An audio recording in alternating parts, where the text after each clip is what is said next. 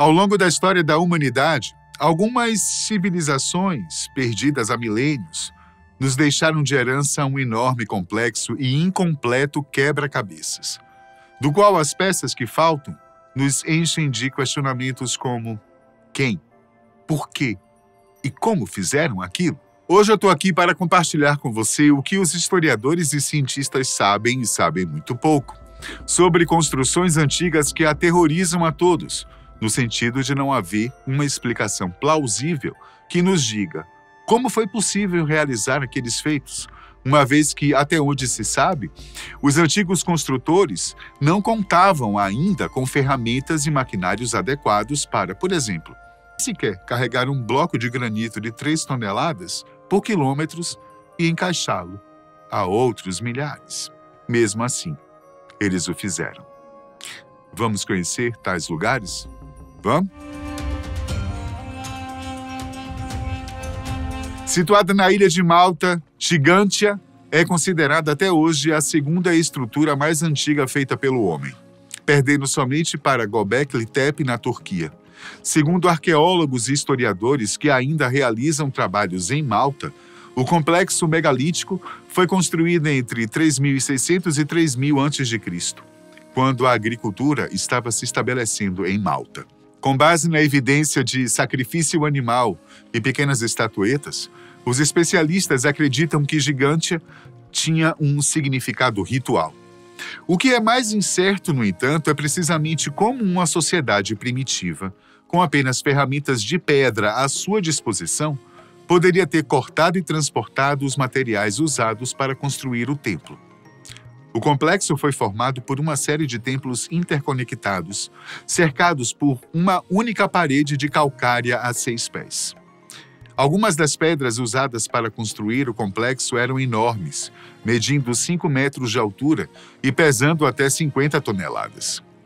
Os especialistas não conseguem explicar como uma sociedade agrícola primitiva, sem ferramentas de metal ou veículo com rodas, poderia ter movido as pedras.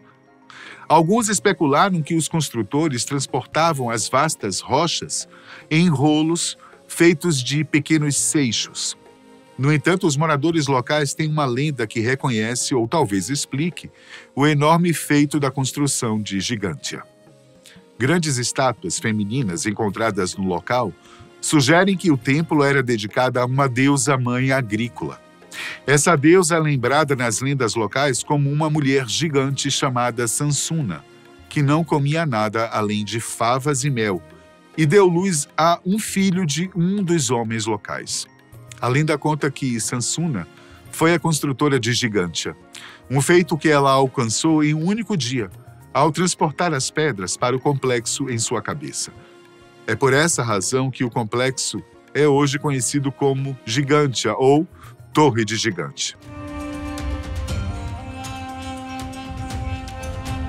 Entre 10.000 e 7.000 anos atrás, começou a construção da estrutura mais notável no sudeste da Turquia e uma das mais surpreendentes do planeta. Eu estou falando de Göbekli Tepe. O local consiste em 7 círculos de pedra construídos sobre uma única região de colina de 25 acres.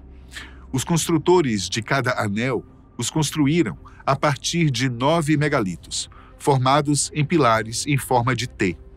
Esses círculos são de tamanhos variados, medindo entre 30 e 100 pés de diâmetro. Os construtores esculpiram os pilares dos círculos de pedra com imagens estilizadas de animais, como leões, crocodilos, escorpiões, raposas, touros, gnous, aranhas, formigas e cobras, cujos restos foram todos encontrados ao redor do local. Cada círculo de pedra concluído era confinado por um muro de pedra retangular, de 6 pés de altura, que os construtores podem ter coberto com um telhado. Os círculos de pedra e restos de animais sugerem que o local tinha um contexto ritualístico, isto é, onde se faziam sacrifícios aos deuses. Esses restos, juntamente com o fato de que os pilares centrais de 3 dos círculos de pedra pareciam emoldurar o lugar no horizonte onde a estrela do cão Sírius teria surgido por volta de 10.000 a.C., levaram os especialistas a rotular Göbekli Tepe como o primeiro templo feito pelo homem no mundo. No entanto, os construtores de Göbekli Tepe construíram um monumento no ápice da Revolução Agrícola no Oriente Próximo. Não havia cidades ou assentamentos permanentes de qualquer tipo, pois a maioria das pessoas ainda eram caçadores-coletores nômades. No entanto, para construir Göbekli Tepe, uma força de trabalho de pelo menos 500 pessoas era necessário. O mistério de Göbekli Tepe, portanto, não é tanto relativo à sua funcionalidade ou utilidade, mas principalmente como e quem organizava tribos essencialmente nômades para convergir e cooperar na construção dessa estrutura sofisticada. E mais, quem administrou a construção, de alguma forma, tinha conhecimentos natos de matemática, bem como de física e engenharia. E isso pode ser visto imediatamente em loco, especialmente quando se tem uma vista aérea do lugar. Difícil também imaginar como eram feitos os cálculos e as plantas da estrutura, como no mundo moderno é exigido em qualquer tipo de construção. Eis aí um mistério que possivelmente os pesquisadores jamais chegarão a uma solução, uma vez que aquelas civilizações não deixaram nada registrado.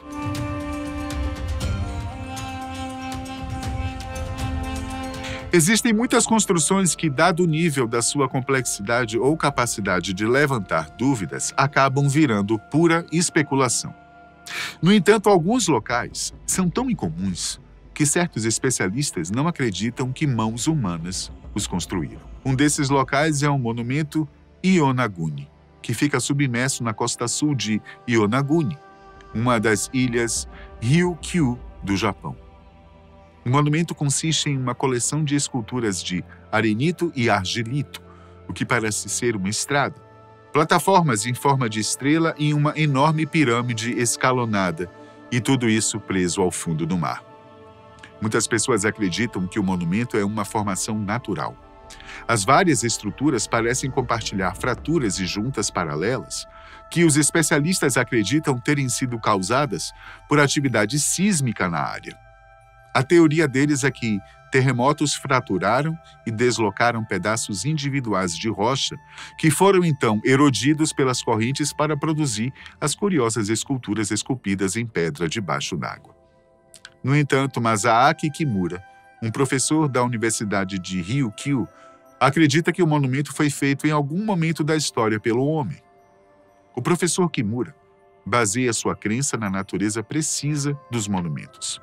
Algumas das plataformas têm furos circulares e triangulares que são precisos demais para serem acidentes da natureza.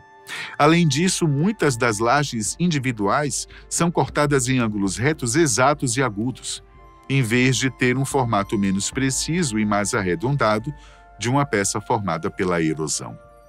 O professor Kimura chegou ao ponto de datar as estruturas em cerca de 2.000 anos. Ele também especula que o monumento Yonaguni pode ser uma ruína pertencente à civilização perdida de Mu, agora submersa sob as ondas do Pacífico. Outro fator que intriga os cientistas é que o local onde se encontra Yonaguni era seco, ou seja, todo aquele monumento, na época de sua construção, ainda recebia a luz do sol por inteiro. E a propósito, o monumento passou a ter atenção a partir de 1986, quando alguns biólogos marinhos, em mergulho para tentar registrar uma espécie de tubarão, encontraram aquela estrutura magnífica sob as águas. Até hoje não se tem ideia do que era, para que servia e a qual civilização pode ter pertencido. O monumento retangular tem mais de 50 metros de comprimento e cerca de 20 metros de largura. Vários estudiosos visitaram o local, mas sua origem permanece incerta. De acordo com alguns, o monumento é uma pirâmide escalonada feita pelo homem. Além de muitas linhas retas, algumas das rochas supostamente têm entalhes. Perto estão outras formações sugerindo uma cidade antiga submersa. E essa teoria afirma que as estruturas têm pelo menos 5.000 anos e pertencem a uma civilização perdida, possivelmente a lendária Mu ou Lemúria. só para nos situarmos melhor na história, Mu é um continente perdido que foi sugerido pelo fotógrafo anglo-americano Augustus Le Plongeon, que identificou a terra de Mu com Atlântica. O nome foi posteriormente identificado com a hipotética terra da Lemúria por James Churchward, inventor e engenheiro que afirmou que ela estava localizada no Oceano Pacífico antes de sua destruição. O lugar de Mu, tanto na pseudociência quanto na ficção fantástica, é discutido em detalhes por Lion Sprague de Camp em Lost Continents, editado primeiramente em 1954 e depois em 1970. Se há uma coisa que podemos afirmar é que, se Yonaguni foi resultado da ação das correntes marítimas, temos nela o trabalho mais perfeito e próximo aos trabalhos humanos que a natureza já produziu. E mais, usando somente a força da água como ferramenta. Será mesmo? Deixa aí nos comentários o que é que você acha. Vamos adiante.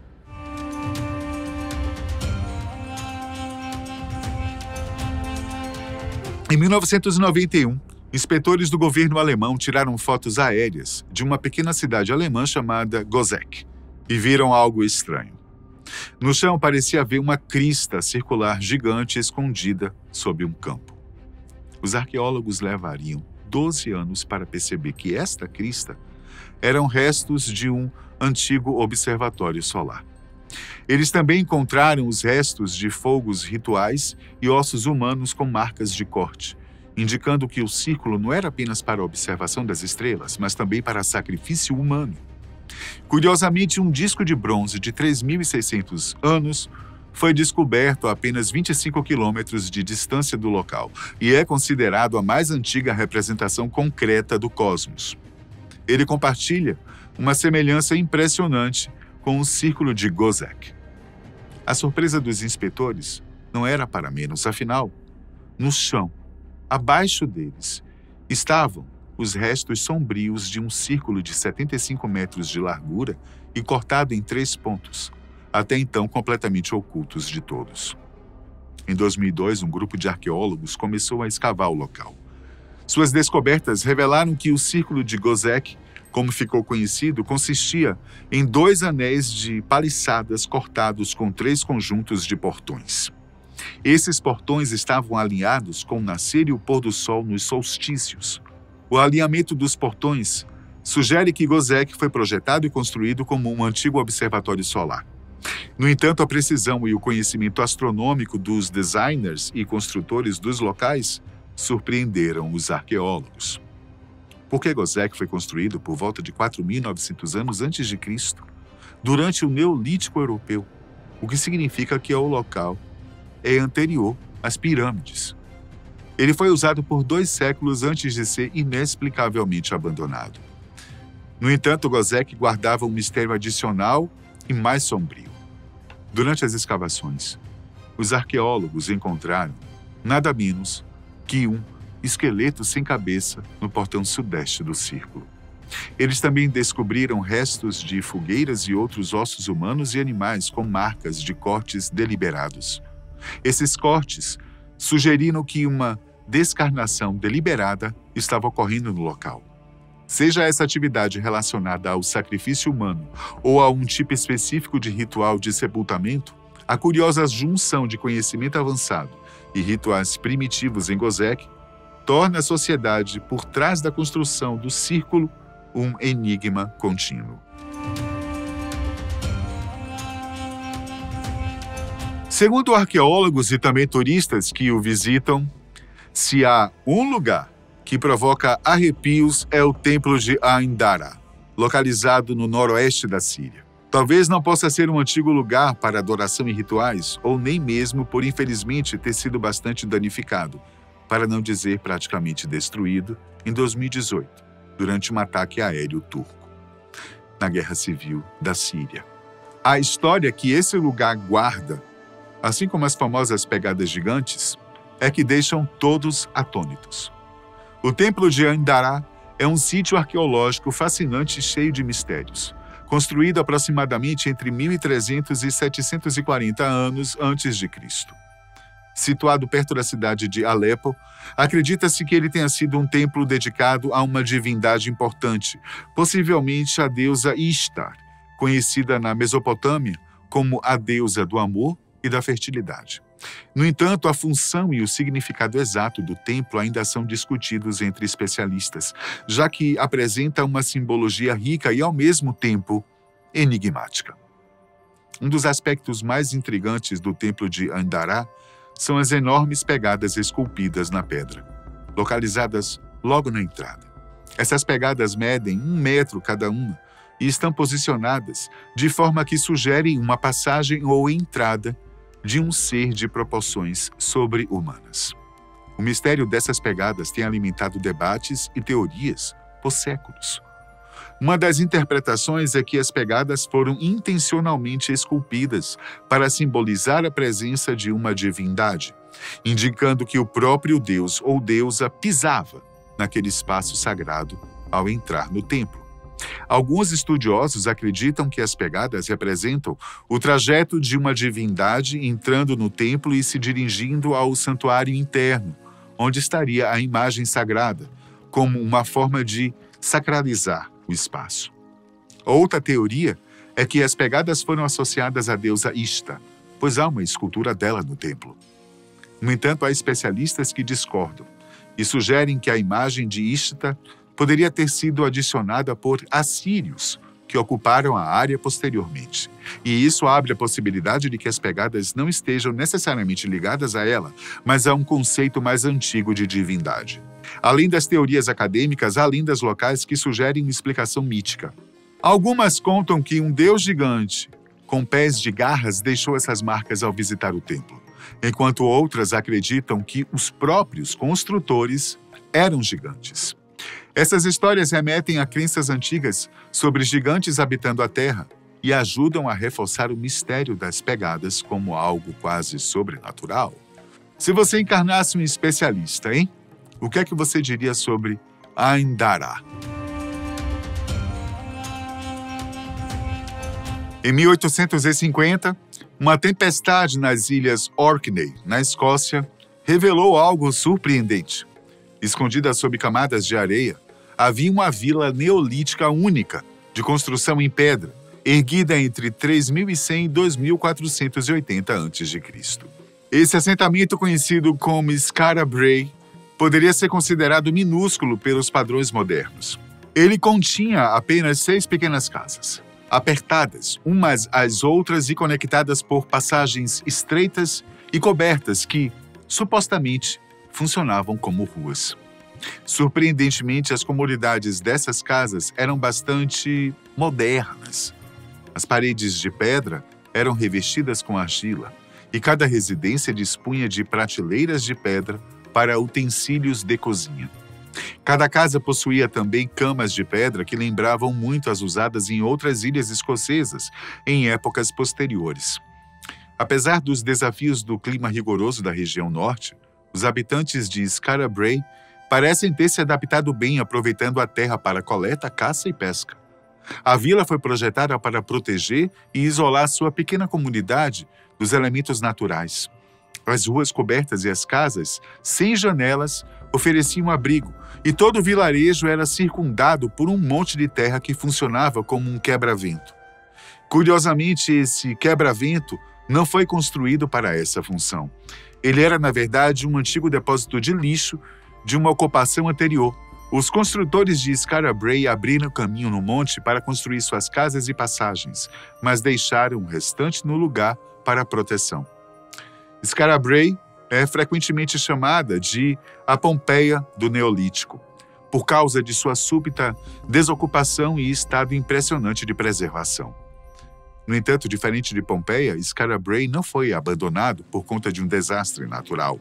Em algum momento, por uma razão que permanece desconhecida, os habitantes simplesmente deixaram o local e enterraram sua vila sob o mesmo monte de lixo que os protegia. E tudo foi deixado no lugar, inclusive os corpos de alguns membros falecidos da comunidade. Mas não há sinais de violência. Parece que algo inexplicável levou essa comunidade a abandonar seu lar aconchegante e transformá-lo inadvertidamente em um túmulo. A aura de mistério que cerca Skara Brae continua a intrigar arqueólogos e historiadores até hoje, pois a súbita partida e o abandono cuidadoso sugerem um evento profundo e desconhecido na vida daquela comunidade antiga.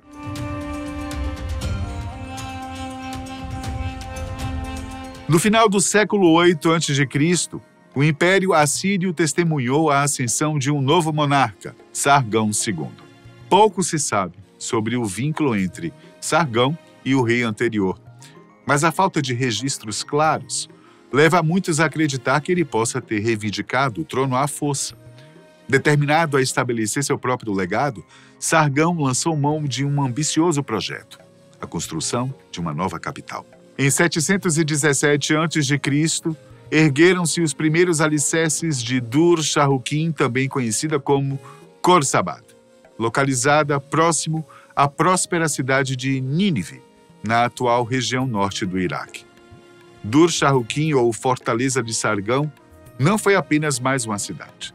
Ela foi concebida para se destacar e simbolizar a glória de seu fundador. Escolhida estrategicamente, a localização da cidade aproveitava a fertilidade do solo, ideal para a agricultura, além da proximidade de fontes de argila e minas de alabastro, essenciais para construções monumentais. A nova capital foi planejada com exatidão. Em formato de um quadrado perfeito, com mais de 1 milha de extensão, a estrutura de Khorsabad refletiu o valor numerológico do nome de Sargão, uma escolha simbólica que consolidava a conexão entre o rei e a cidade. Entre as muralhas fortificadas, Sargão ergueu casas, templos e um imponente zigurate de 4 andares. O Palácio Real, contudo, era o ponto alto da construção. Suas vastas dependências privadas cobriam mais de 300 metros quadrados e o nível de decoração e requinte era inédito, como algumas peças preservadas até hoje, lá no Museu do Louvre. Além de sua habilidade como estrategista militar, Sargão destacou-se como um administrador que buscava o bem-estar do povo. Em Khorsabad, ele implementou melhorias urbanas e ergueu estruturas públicas e educativas. Quando finalmente se mudou para sua nova capital em 706 a.C., a cidade parecia pronta para um próspero futuro sob seu reinado. Contudo, apenas 1 ano depois, o destino mudou tragicamente. Sargão morreu em batalha. Com a morte inesperada do rei, seu filho e sucessor, Senaquerib, rapidamente abandonou Khorsabad. Em vez de consolidar a obra de seu pai, ele transferiu a capital para Nínive, deixando Dur-Sharrukin deserta. A razão para tal decisão permanece incerta, mas a tradição assíria considerava desonroso para um rei morrer em combate, e isso poderia ter lançado uma sombra de má sorte sobre Sargão e sua obra-prima. Assim, Khorsabad, mesmo com todo o esforço e riqueza investidos, nunca mais voltou a ser habitada pelos assírios, tornando-se um monumento solitário e esquecido no deserto. Por hoje é só. Até a próxima.